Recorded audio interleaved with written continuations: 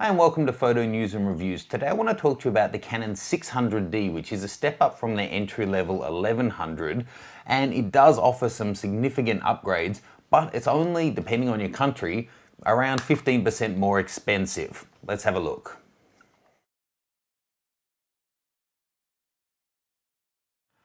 Okay, so having used the 1100D a fair bit, coming up to the 600D, there is a noticeable improvement in terms of responsiveness, features, and ergonomics if you've got reasonably big hands like I do.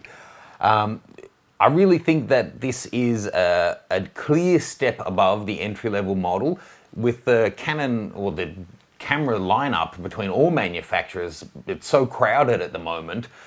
This one is a clear stepping stone between the lower bodies and then the higher ones like the 60D. There is a fair bit of differentiation in this guy. So let's take a look around the body, look at some of the upgrades and talk specs.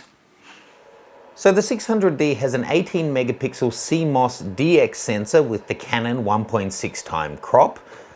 It actually works out to 17.9 megapixels when you do the math of 5,184 by 3,456. This guy does do full HD video, which is really nice. And the frames per second are up to 3.7, which is decent for most applications. Taking a look at the rear of the camera, you can see a good distribution of buttons. The buttons are a little bit small for my personal preference. It's got a full 3-inch screen, variable angle, and it is a 1 million dot screen. So really high detail that you're able to see on that one. The actual chassis of the body is a combination of stainless steel and polycarbonate and glass fiber, which is a little bit unusual, but the overall feel of this one does feel a clear step up over the general entry-level cameras. To complement full HD shooting on this guy, it does have a mic input. Yay, we love mic inputs on this channel. Plus the remote cable, HDMI, AV out, and of course USB.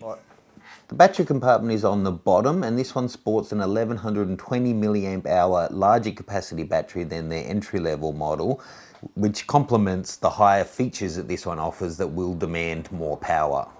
You can also note that this body is actually made in Japan, so that denotes that it is a higher place in the market. Taking a look at the top of this one, it still has all of the different scene modes of an entry-level camera, which means, it will be really user-friendly for people moving to their first DSLR who aren't comfortable shooting in one of the more manual options, that want to be able to throw it to macro or portrait or landscape and be able to get quickly a shot that, comes close to at least choosing the settings that are most appropriate. And whilst I certainly don't recommend that people fire their camera off without having the lens on because it's going to fill up with dust, thankfully the 600D does have a dust reduction system and sensor cleaning technology built in. This is the first model in terms of hierarchy of models in the lineup that offers that feature. In terms of specs and the user experience that I found using it for a couple of days, I really think this is potentially the best value Canon DSLR currently on the market. You get a whole wealth of features in this guy, a lot of things that are often, in the higher end cameras, and a lot of step up features from the 1100D, that justify the price increase. And I think the price increase isn't that big considering all the extra benefits that you're getting on this guy. The screen is a big jump up in quality. Mic input, great. Full HD video, great. It's faster in every regard, higher megapixel count.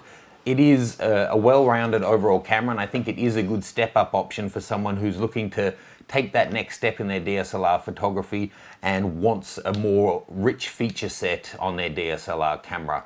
If you're using one of these, if you're contemplating it, or if you've upgraded from it, please leave us your thoughts and your own personal user experiences. Always happy to get that feedback.